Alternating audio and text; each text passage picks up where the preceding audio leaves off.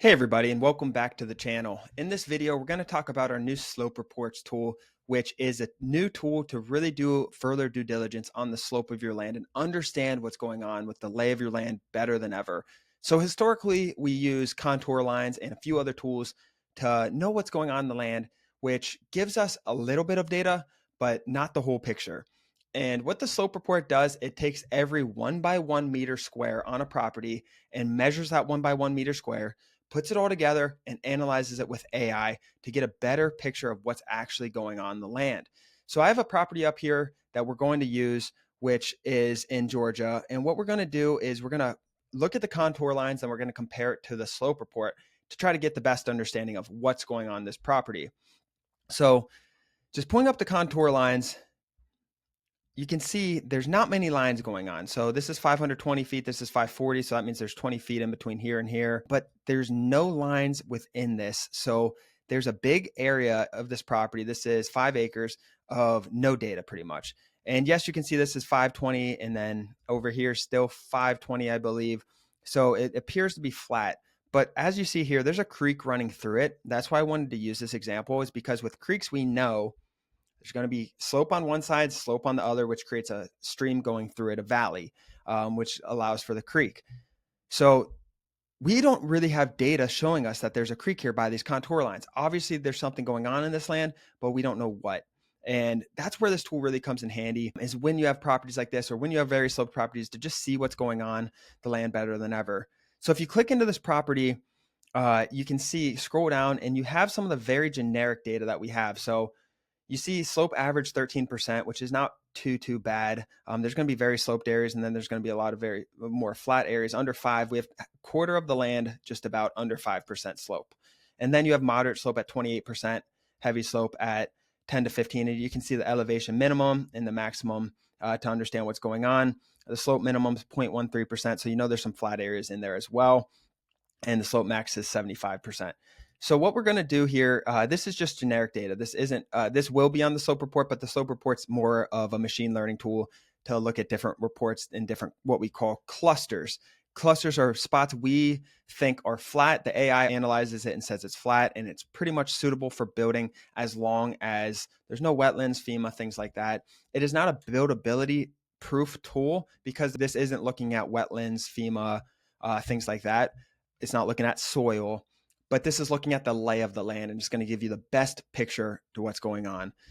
So when you're in the card, you can see this. You can filter out data by this in your filtered search as well. So you can filter out extreme slopes if you want to. And I don't want a property with, not extreme. This would be really crucial to do in areas like North Georgia, where it's more mountainous, out west, where it's a lot of hills going on. A lot of parts of the country are sloped. You can really save time on your marketing. You can save, marketing money, and it just really helps the efficiency of your business overall by being able to exclude these properties. So I challenge you to experiment with those on the front ends with filtering them out, and then just looking at what kind of results you're getting as well. But what you want to do if you want to pull the AI slope report, the top left here, you see slope. So you're going to click into your property, you click slope, and then you send a request. It usually takes about 1 to 3 minutes to generate. So give it some time, and you'll see those in your slope reports over here. And then here you can see it is processing on November 11th, and then it gives you the address. You can pull the property back up by clicking this link right here and then go into it from there, but give it some time. It's going to download here. I did download this previously, so we're ready to rock and roll and look at it. Here's what the slope report will look like. I'm going to zoom out a little bit. You have that generic data at the top, just on the overall land. Typically, this map's going to be zoomed in. This is an old report that I pulled last week, I think. Since our download's not ready, I'll compare it to a new one, but it's going to have the property on this map of the United States zoomed all the way in. And then what you see is the outline, and this is the elevation, the terrain elevation. You can see the colors matched up with the elevation. So you can see it starts high up here. This is the highest point at 520 feet, which is white. And then it kind of slopes down to the yellow 500. And then you can actually see this is not a water feature it's detecting. It doesn't know that. This is a valley, which is forming that creek, which is really cool because our software understands that's going down, and then that's a flat spot at the creek, and that's what's causing that creek to be there. So it knows the whole picture of the land, what's going on. Really, really cool map here. And then you can see we put into buckets as well in this terrain slope, as 15% is orange all the way down to yellow, which is 10 to 15, green, blue, and then this purplish color is the flattest. So We know our road frontage is on this bottom, and the question going into this property is, okay, do we need to pass this creek, or is there going to be a buildability spot at the front where our road is, which is just south on the south of this property right here? What our software does, it analyzes clusters. So for this property, the machine learning analyzed 3 different buildable spots. One's in the very back, and I'll pull up the map to kind of compare with you guys. And then 2 are in the front, 1 in the front left, 1 in the front right. This front right is a big spot. It's cluster 1. It's the biggest one. It looks like a very flat area in this front right property. So if I pull back up this property so we can compare the contour lines, it's showing right about, I'll highlight it for you guys, it's showing like right in here as the buildable spot, which is nice because it's right off the road. You can see you have a property across the street. You have a property next that did it at the back. This creek line looks like it's off. It's a little north based on the map that we saw. So this creek where the satellite thinks it is it's really up here a little bit. So you have plenty of spot here. And then it showed you a little spot down here as well before the creek. It looks like it's going through the creek, but it's not. This creek line's up. I think it's the creek's going to be like from here. Looks like right about there. But yeah, it's showing 2 buildable, and then it's showing 1 in the back right here. These contour lines don't show us that this is the real picture of what's going on.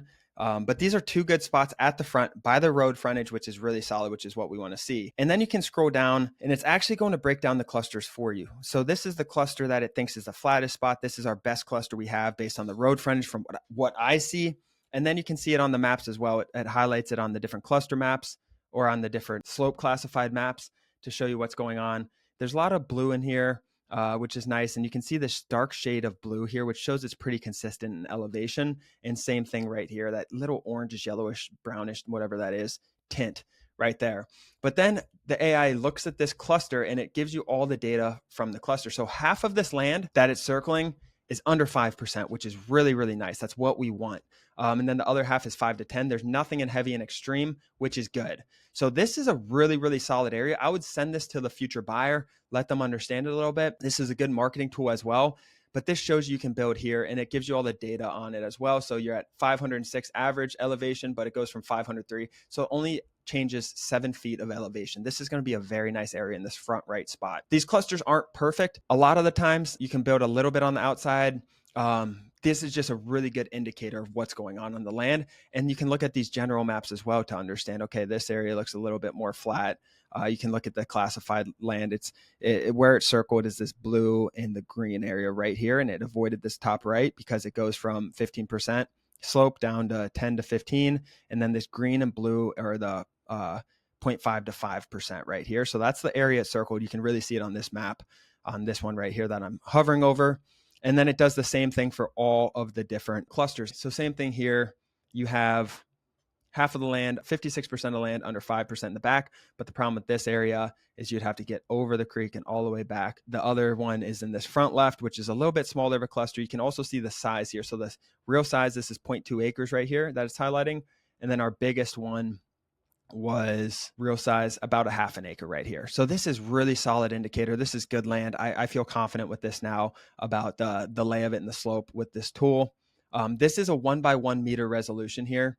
So what that means is it's collecting all the 1x1 data points. Like I said, in certain areas of the country, we will have 10x10 meter resolutions that won't look this crisp. So this looks very, very good on a map. It's smooth. All these elevation changes. Sometimes it will look like this. I have another example here to pull for you from my slope reports, and it will still give you great data. I did it in the 10x10 right here, but you see how this is a little choppier? It's bigger blocks. These are 10x10 meters. You can still kind of see what's going on here.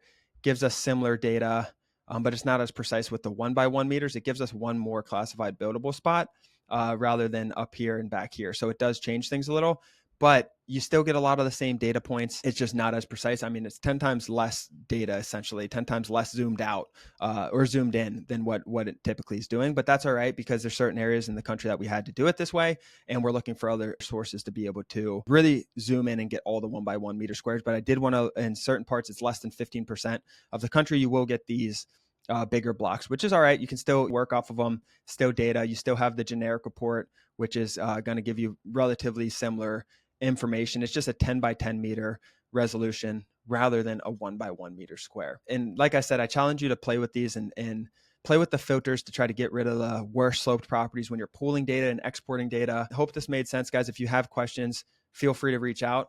But other than that, guys, I appreciate you joining, and we'll see you in the next video.